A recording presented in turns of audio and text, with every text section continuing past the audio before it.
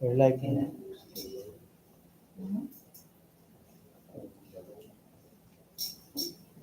To my fellow public servants, to the viewers, guests, good morning. We are again presented today for the pre-bid conference for the procurement of civil works for 11 projects under invitation to bid number 2024-009. We are live via YouTube, live streaming in compliance to Department Order number 06 series of 2024. Before we proceed, may I request the Secretariat for a roll call and acknowledge guests present. Good morning, everyone. Morning. For the attendance of today's pre-bid conference, February 22, 2024, we have here our back chairperson, Madam Eva M. Delguero. Present. Our back vice chairperson, Madam Catherine Insanria. Our back members, Engineer John Jeffrey D. Marcos, Engineer Elmo R. Vasquez, and Engineer Carlo Antonio T. Guzman. Our back secretariat, headed by Engineer Eric Y. Valdez, together with Ma'am Lucena M. Garma. Our DWG head, Architect Clint Chan P. Galera. Present. And from Planning and Designing Section Representative, Engineer Joey Sala. That's all, ma'am. Thank you.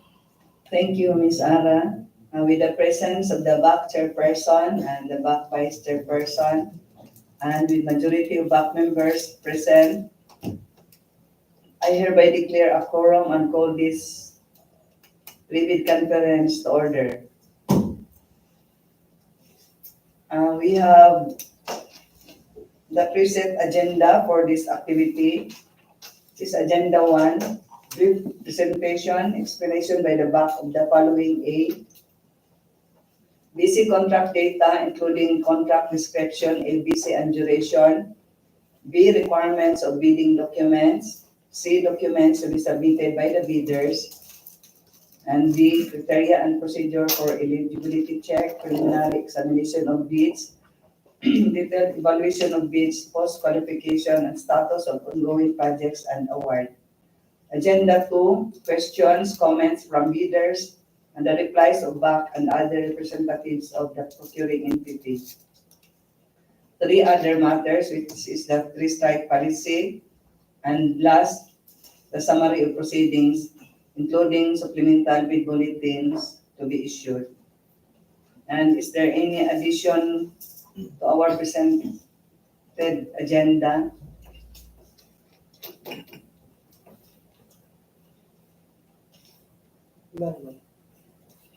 Since there is none, may I know the pleasure of the body?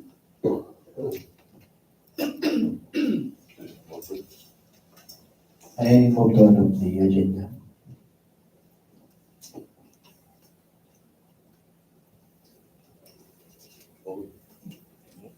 It has been moved by Engineer Marcos and seconded by Engineer Guzman, and with no objection, the motion to adopt this agenda is hereby approved.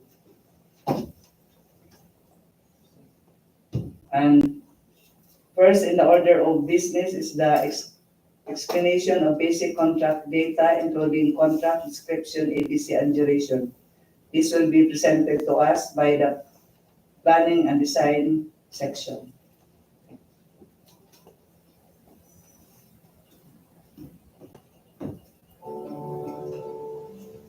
Welcome to the Davao de Oro 1st District Engineering Office Pre-Bid Conference.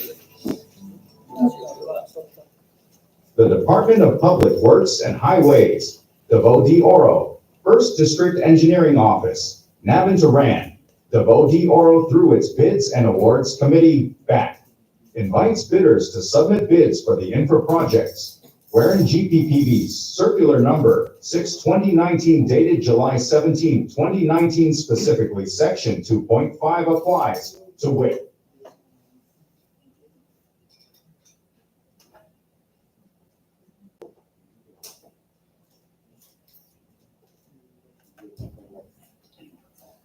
Good morning.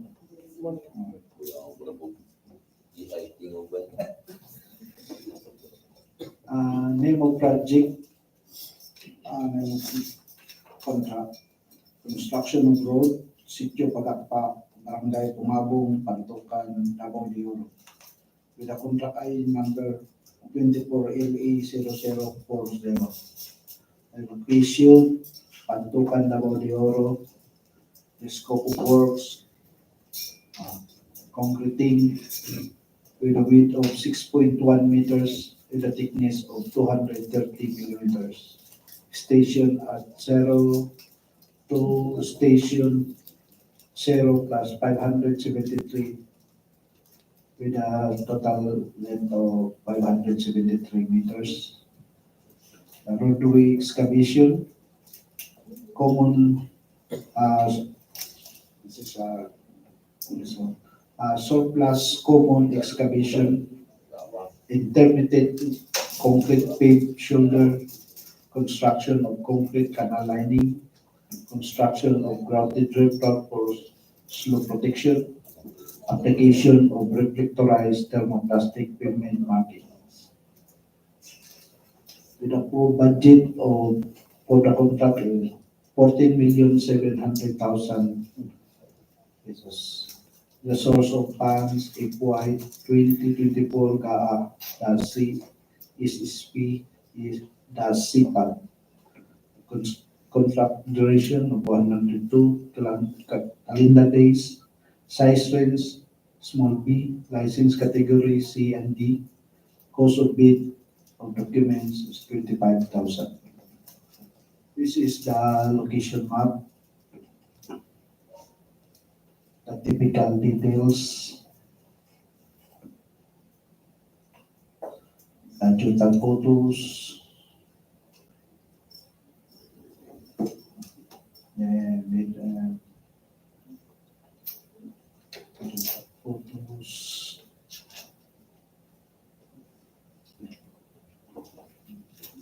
This is the and adjutant photos. Next contract project will be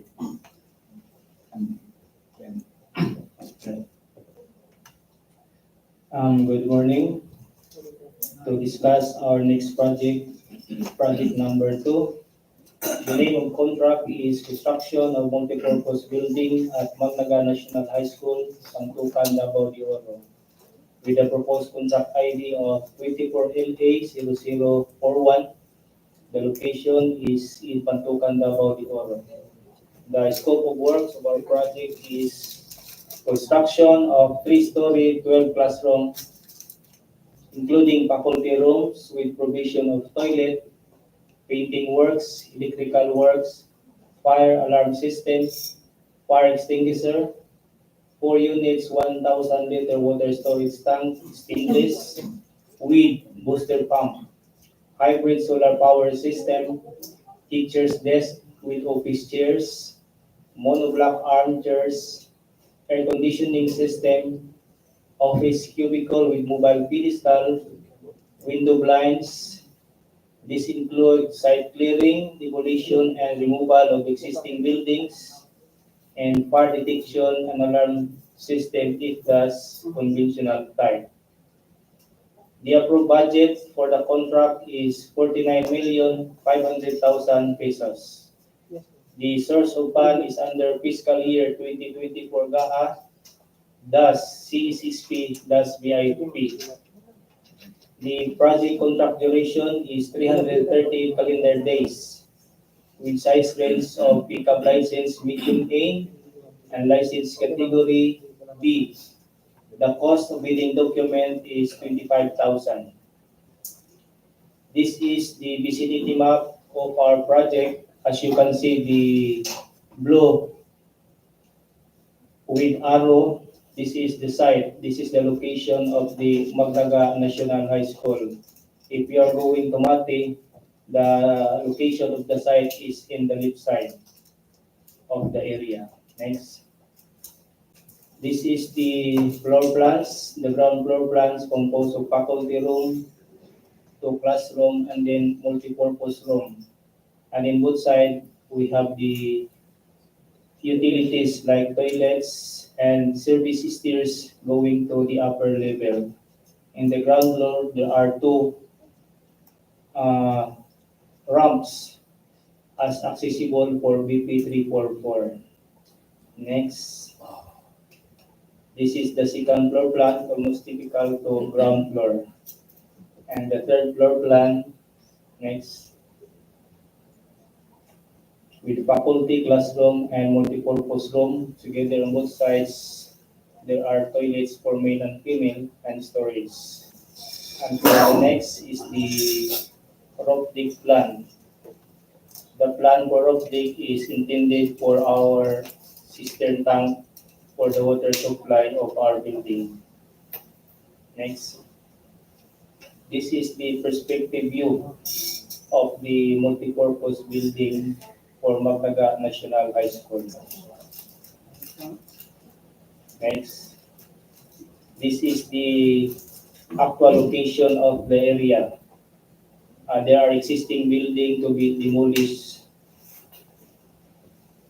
on the site, and it was included in our program of works. Next. Ito pa yung area on the school site. Next. Next photos. Okay, for our next project, it will be discussed again by Engineer Joey Salang. Next one. Name of contract, construction of road for Limot, Barangay Tagdangua, Pantukan, Davao de Oro. With a contract ID of 24LE0042. Location, Pantukan, Davao de Oro. Scope of work, concreting with a width of 6.1 meters and a thickness of 230 millimeters. At station 00 to station 0 plus 885 with a total length of 885 meters. Roadway excavation, surplus common excavation, intermittent concrete paved shoulder, construction of concrete canal lining and other minor drainage structures, construction of grouted riprap for slope protection, application of reflectorized thermoplastic pavement markings. With approved budget for contract is 19,600,000 pesos. The source of one FY 2024 GAA CSSP CPAG. Contract duration is 126 calendar days. Size range small b. License category at C and D with a cost of bid documents of 25,000. This is the location map of the project. Next, the typical details of project.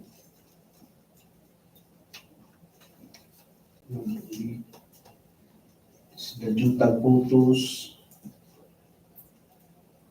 Start of the project. The middle, digital photos.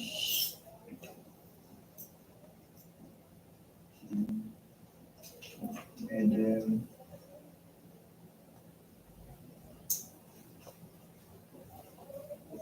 It's the end of the project.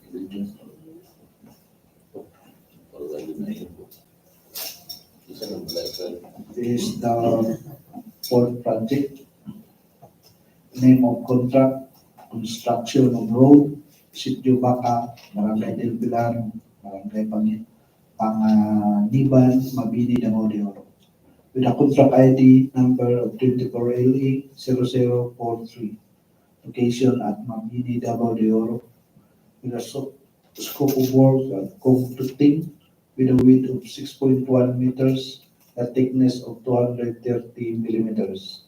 The station at 0 to 0 plus 857 with a total length of 157 meters with a roadway excavation, surplus common excavation, construction of minor drainage structure application of reflectorized thermoplastic pavement markings.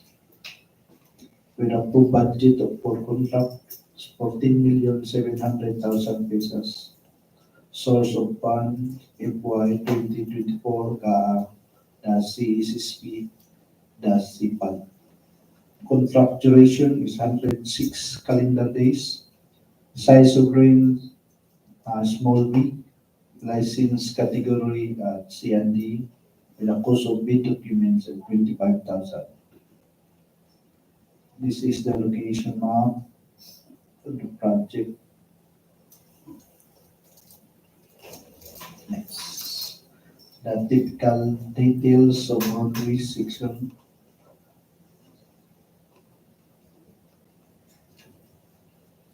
Start of project is digital photos. The middle.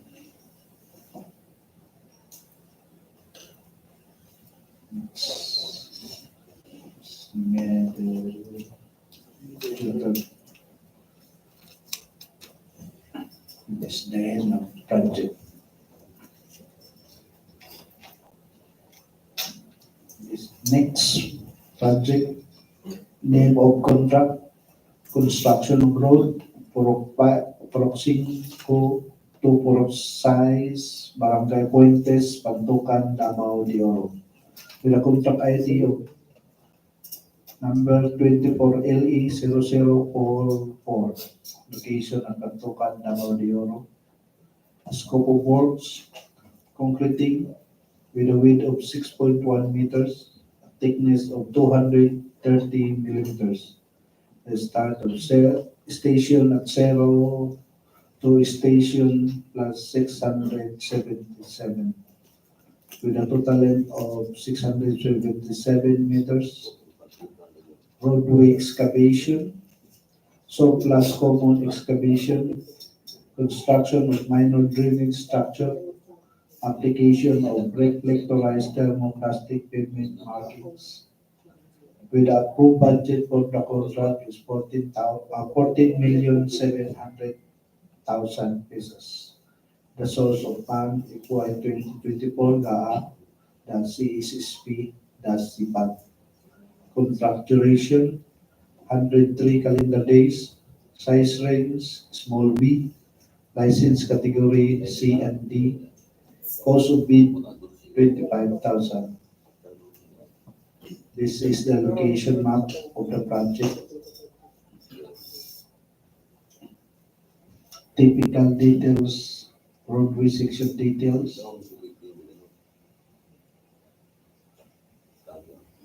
This is the start, digital photos, the project.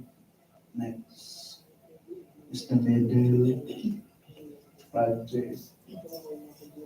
And the middle. Next is the end of project. It's the next project.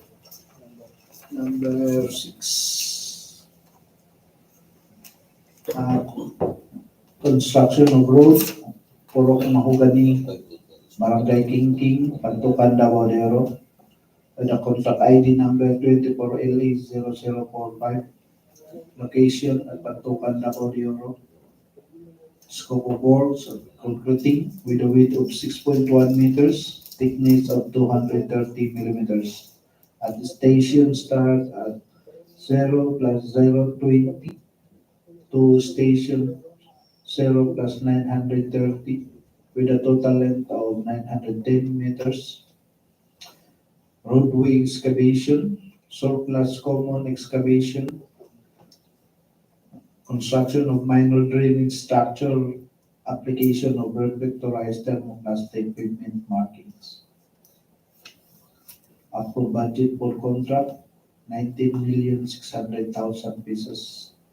Source of fund FY 2024 the CSP the CPAD.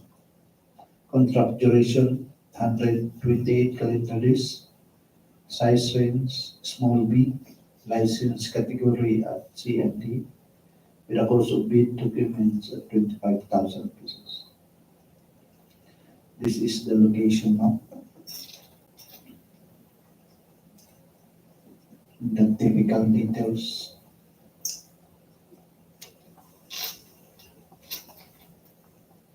This is the junta photos, start of the project.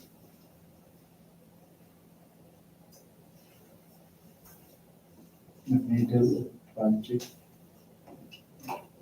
Junta photos. Next.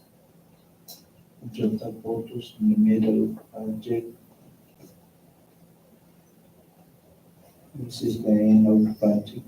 Junta photos. Next project, number 7, name of contract, construction of Purok, construction of road, Purok 13, crossing Lahi, Barangay Magnaga, Pantukan, Davao de Oro. With a contract ID number 24LE0046, location at Pantukan, Davao de Oro. Scope of works, concreting with a width of 6.1 meters. Thickness at 230 millimeters. There's 2 sections of project. Section 1 at start 0 to station 0 plus 680 with a total of length of 680 meters. Section 2 starts at 0 plus 432 to station 0 640 with a total length of 208 meters. Roadway excavation, surplus common excavation, intermittent contract paved shoulder, construction of concrete canal lining, application of reflectorized thermoplastic pavement markings. With approved budget for contract is 19,600,000 pesos. Source of fund FY 2024 DAA, that's CSP, that's CPAG. Contract duration 127 calendar days. Size range small b, license category C and D. Cost of bid documents at 25,000 pesos. This is the location map.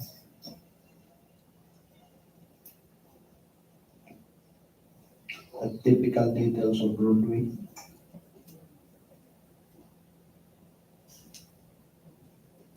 And junta photo starts here.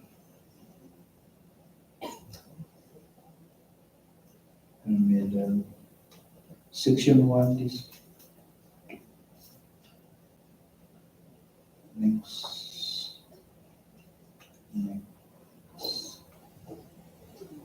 End of section 1 project. Junta photo. Section 2.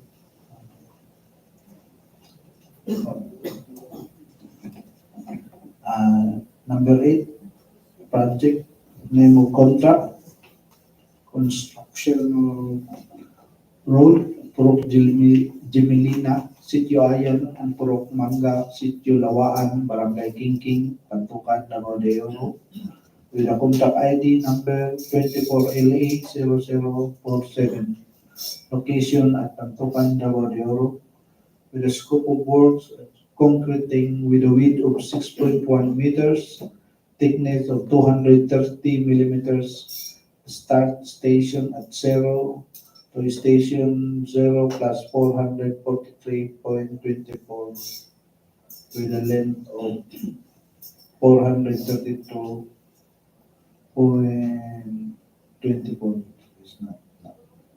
meters. Section. Roadway excavation, embankment, pamparo, construction of grouted riprap for slope protection, application of reflectorized thermoplastic pavement markings. Approved budget for contract is 14,699,998 pesos for 13 centavos. Source of fund FY 2024 DAA, that's CSSP, that's CPAG. Contract duration is 95 calendar days. size range, small b, license category C and D, cost of bid documents 25,000. This is the location map of project. The typical details of project. Next, digital photos start.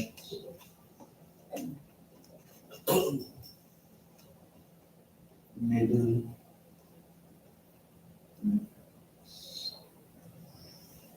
Middle. Next. Next, the end project. Next. Okay, for our number 9 project, the name of contract is Construction of MPB, Creation ng Pantukan, Barangay Kingking, Pantukan, Davao de Oro. The proposed contract ID is 24LA 0048. The location is in Pantukan, Davao de Oro. For the scope of works, construction of 3-story 12 classroom, including faculty rooms with provision of toilet, painting works, electrical works, fire alarm system, fire extinguisher, with 4 units, 1,000-liter water storage tank, stainless, with booster pump, hybrid solar power system, teacher's desk with office chairs, monoblock armchairs, air conditioning system, office cubicle with mobile pedestal, window blinds, fire detection and alarm system if that's conventional type, and lightning protection system with gravel fill access road. The approved budget for the contract is 49,500,000 pesos only. Then the source of fund is fiscal year 2024 GAA, thus CECSP, thus BIP. The project contract duration is 330 calendar days with pickup license size range medium E, license category B, and the cost of bidding document is 25,000. This is the vicinity map of the project. When we are going to Mati, again, this is on the left side of the road. And of course, if you are going to Tagum, the location is in the right side of the road. Next. This is the typical ground floor plan composed of faculty room with classrooms and multipurpose room with female and male toilet, and on the ground floor, it is required also to provide a PWD toilet and with access on mobility, like 2 ramps on both sides. Next, the second floor, again, requirements for faculty room, classrooms, multipurpose room.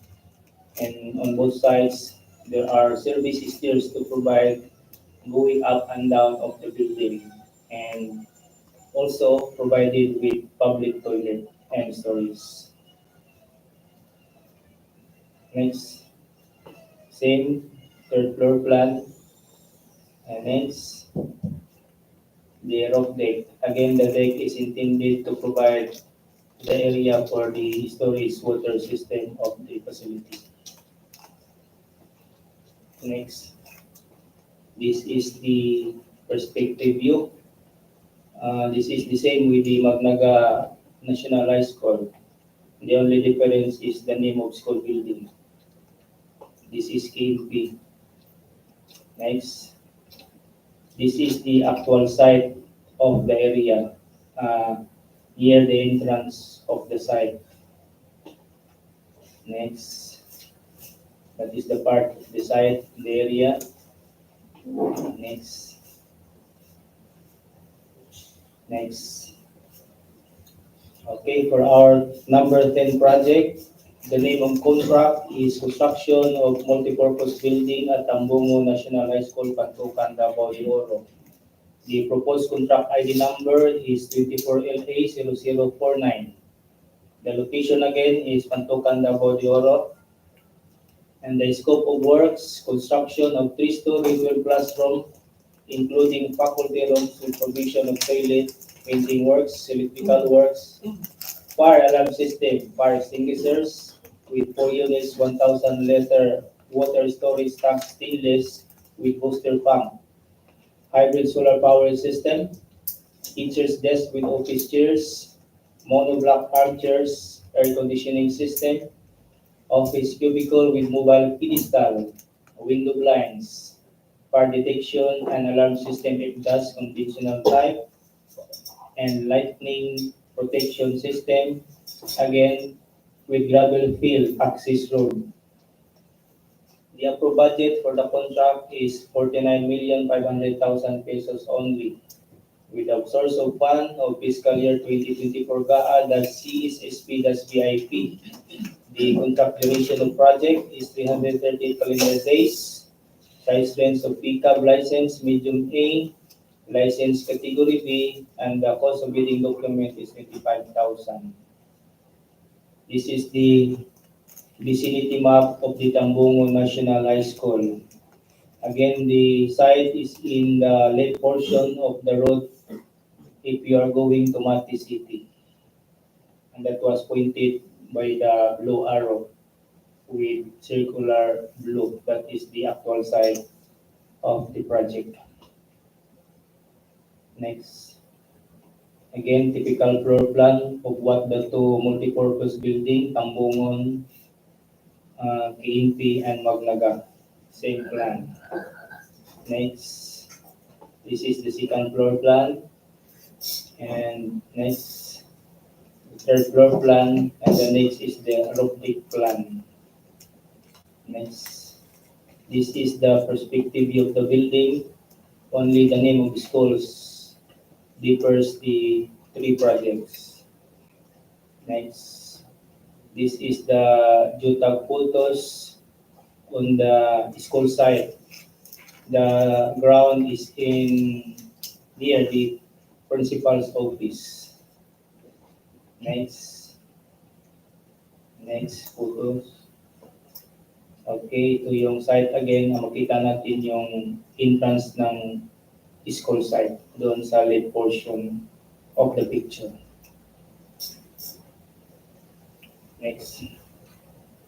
Okay, for our number 11 projects, the name of contract is construction of multipurpose facility, Pantukan Sports Complex, Phase 3, Pantukan Davao de Oro. The proposed contract ID is 24LA0050. The location again is in Pantukan, Davao de Oro. The scope of works of the project is completion of Pantukan Sports Complex. This includes provision of water pumping equipment and accessories, provided with 50 kVA transformer, lighting fixtures, fence, and site improvement. The approved budget for the contract is 24,750,000 pesos, and the source of fund is again fiscal year 2024 GA-CSSP-VIP. The contract duration of the project is 180 calendar days, with a key pickup size range is small b, and license category C and D, and the cost of bidding document is 25,000 pesos only. This is the location map along the municipality of Pantukan. Next. This is the vicinity map showing the site in the sports complex. It was pointed in the arrow, the site that is the location of our projects. Next. This is the blue updated of site development plan. Ang makikita natin dito sa lower left, ito yung project natin na swimming pool. Then sa gilid, nandyan yung kanyang track oval. Next. This is the site development plan showing the swimming pool, the warm-up pool, the pump room, as well as the layout of the perimeter fence along the swimming pool. Next. This is the floor plan with pump room, warm-up pool, and then may mga toilets, and then may mga bleachers nakapalibot. This is the Olympic size of the swimming pool, 25 by 50 meters ang dimension. Next. This is the perspective view of the Pantukan Sports Complex swimming pool.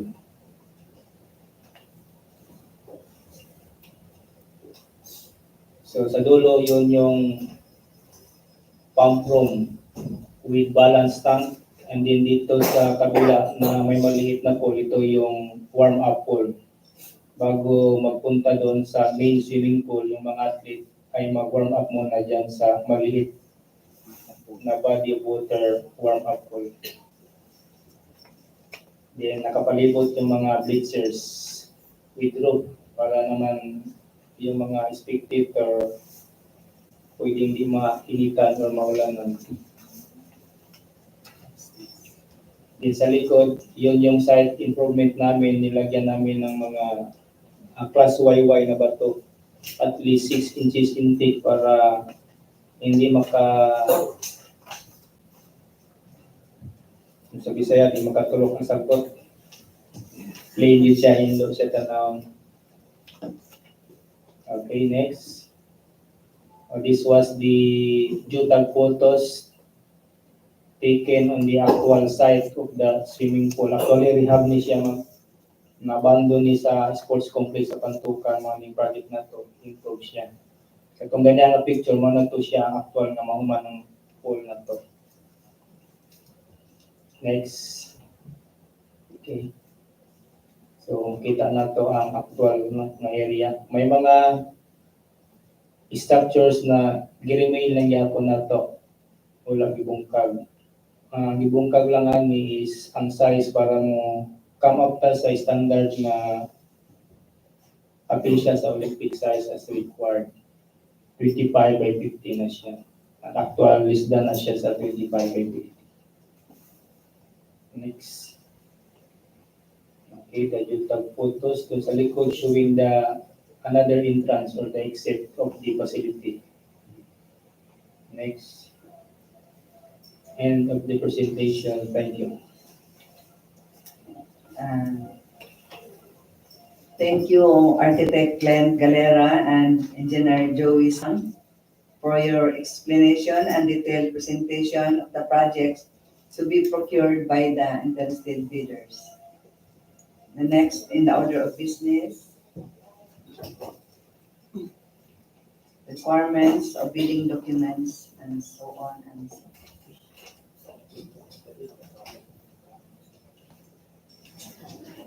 Requirements of bidding documents. All documents required, including the instructions to bidders, the general conditions of contract, special condition of contract, specifications, drawings, bill of quantities, and forms, such as bid securities, are all uploaded to PhilJEP's website and our website at the DPWH. A complete set of bidding documents may be acquired by interested bidders from the procurement unit at the DPWH Davao de Oro 1st DEO Navan Davao de Oro, and upon payment of the applicable fee for the bidding documents. It may also be downloaded free of charge from the website of the Philippine Government Electronic Procurement System, PhilJEPS, and the website of the procuring entity, provided that bidders shall pay the applicable fee for the bidding documents not later than the submission of their bids. Documents to be submitted by the bidder. The following documents should be included by the interested bidders in their bids. For the technical component of the bid, A, eligibility documents such as PhilJEP's certificate. B, PCAB license and registration. C, statement of all ongoing government and private contracts, SLCC only. NFCC computation and statement of total assets and total liabilities. D, joint venture agreement, if applicable. E, technical documents such as bid security, project requirements such as the organizational chart for the contract, list of contractors' personnel, list of major equipment, and omnibus statement, which is 10 items. For For financial component of the bid, A, bid form, B, bid prices and the bill of quantities, C, detailed estimates including a summary sheet indicating unit prices of construction materials, labor rates, and equipment rentals. D, cash flow by quarter. These documents should be submitted using the envelope system. Bidders are urged to only fasten the documents at the topmost portion instead of binding them. Each document should be ear tagged appropriately. There shall be 3 copies of documents: the original copy, copy 1, and copy 2. The original copies of technical component of the bid shall be sealed in one envelope, and the original copies of financial component of the bid shall be sealed in another envelope. These envelopes should be labeled as original copy of technical component and original copy of financial component respectively. These labeled envelopes shall be sealed into one envelope and label it as the original copy of the bid.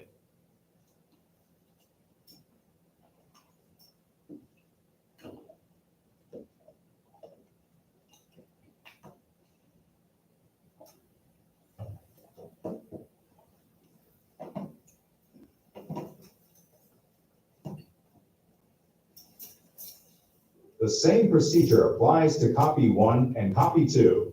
Lastly, the original copy, copy 1 and copy 2 of the bid shall be sealed into one final envelope to be submitted here in conference room, 2nd floor, DPWH, 1st District Engineering Office, Davao de Oro. Bids can also be submitted electronically through electronicbids_Compostela Valley at dpwh.gov.ph. Please be reminded, key personnel, there should be no overlapping or no dual functions, especially in project manager, project engineer, materials engineer, and safety officer. Tax identification numbers should be indicated in your bid documents. It will be needed during the award of contract. Financial documents should be written legibly. Discrepancies of bid prices between figures and in words will prevail. Bids not addressing or providing all the required items in the bidding documents, especially in the bill of quantities, the bid will be considered as non-responsive. Always check your documents before submitting to avoid disqualification. All bidders should update their PhilJets contractor's profile application as mandated and in accordance to Section 8.5.2 of 2016 Iranian Riles of RA 9184 and the GPPB Resolution Number 150, 2021. In addition to our bidding documents, bidders are required to include in their technical documents the affidavit of site inspection with proof of evidence of actual visit of the area. This is to avoid problems during the implementation of the project, as per BAC Resolution Number 071 Series of 2023. Criteria and procedure for eligibility check. Criteria and procedure for eligibility check that are set forth in Section 23 of the revised implementing rules and regulations of RA 9184. All prospective bidders should have updated their class of documents. These documents were already discussed by the Secretariat. During the opening of bids, the BAC will check the eligibility result of contractor's profile application from Procurement Service of Central Office and simultaneously conduct the eligibility check and preliminary examination of the technical components of the bids. Bidders who are found eligible and the same time pass the preliminary examination of their technical proposal and financial proposal, the committee will read the bid amount stated in the bid form.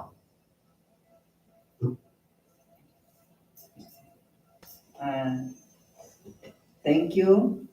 We are now through with Agenda 1 and its subsections.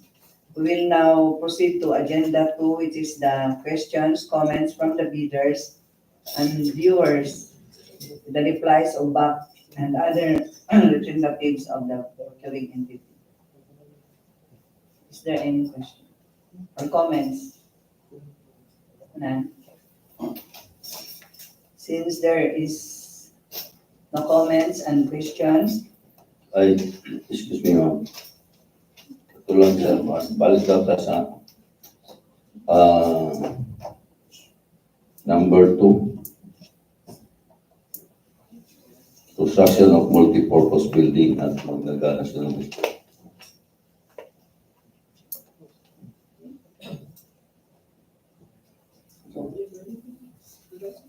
Ang ito is one, query ani sa planning. Ipakita na ito itong kuan. Katugay na demolition. Mamay no? Kaya ang building, ito makita is okay pa man siya, di pa dilapidated. No?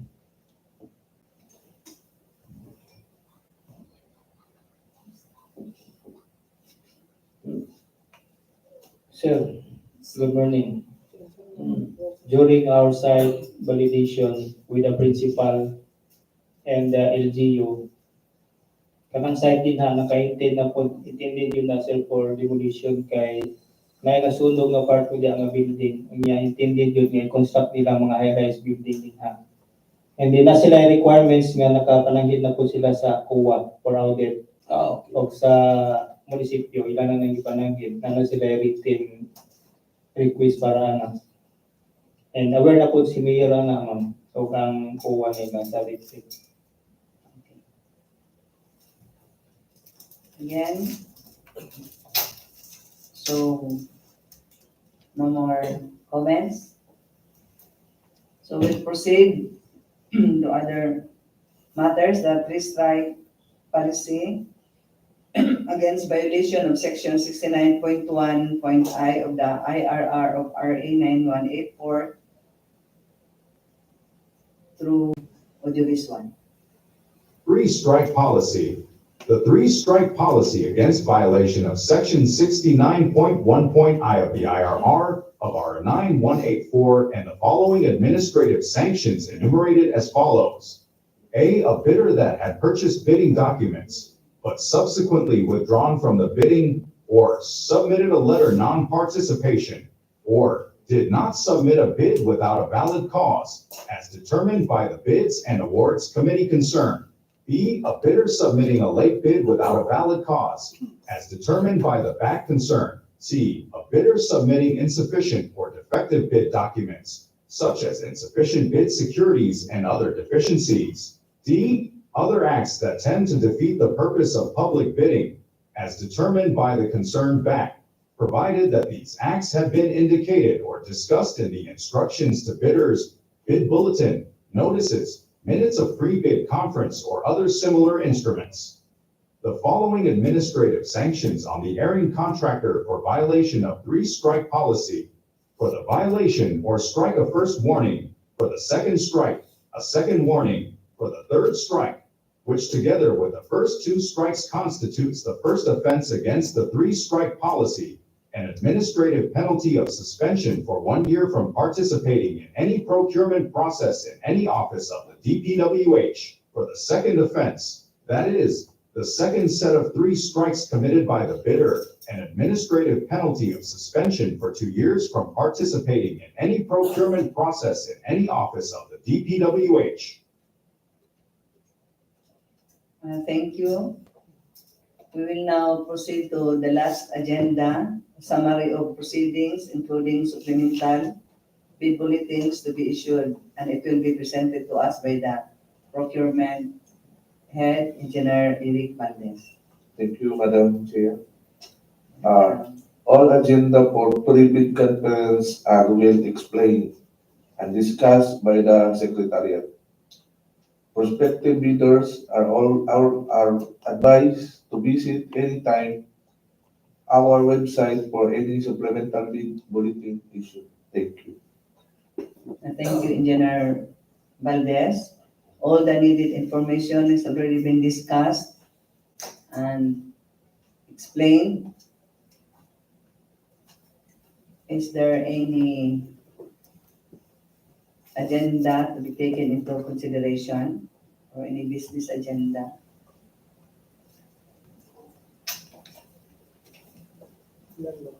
There is none, so may I know the pleasure of the body. I move for the adjournment of the meeting. It has been moved by Engineer Guzman and seconded by Engineer Engineer Marcos, and with no objection, the motion to adopt to adjourn this pre-bid conference is hereby approved. This conference, pre-bid conference is now adjourned. Thank you, and once again, good morning.